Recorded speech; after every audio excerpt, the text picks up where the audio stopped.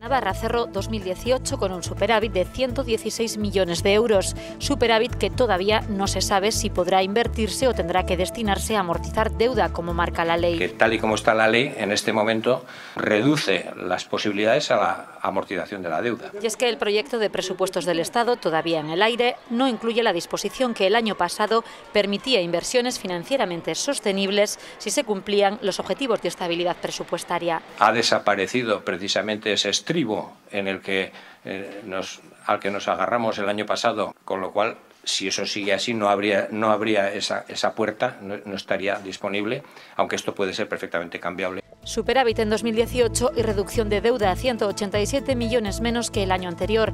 Es la primera vez que ocurre en una década. El endeudamiento navarro asciende a 3.441 millones, 187 menos que el pasado año, pero 119 más que el primer año de legislatura. De forma muy controlada, para atender precisamente las necesidades presupuestarias, se aumentó algo la deuda en el año 16 y 17, y ya en el año 18 iniciamos esta tendencia de reducción de deuda que supone, obviamente, evitar una losa que pesa sobre las generaciones futuras. La deuda navarra supone el 16,8% del PIB, por debajo del límite fijado en el 17,7%. Se cumple así el objetivo de estabilidad presupuestaria. Según Navarra, se cumple también con la regla de gasto, fijada en el 2,4% del PIB.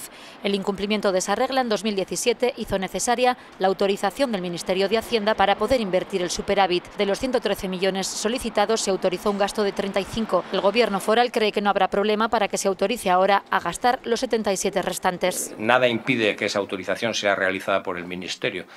Nada impide, porque no vemos ningún inconveniente. Estamos todavía a la espera de que esta autorización se pueda producir. Si llega esa autorización, esos 77 millones se destinarán a proyectos ya previstos en la ley aprobada por el Parlamento, aunque podría haber algunas modificaciones porque algunos proyectos ya tienen partida en los presupuestos de Navarra.